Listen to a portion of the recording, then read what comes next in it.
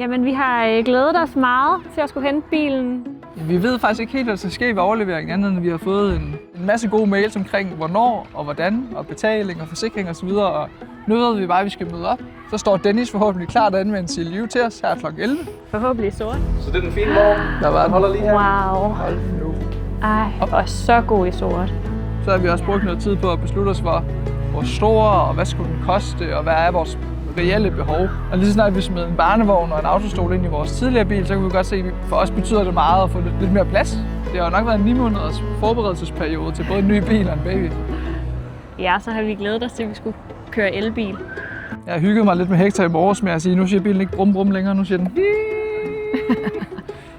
Vi har valgt en BYD, for det var der, vi synes, der var mest for pengene.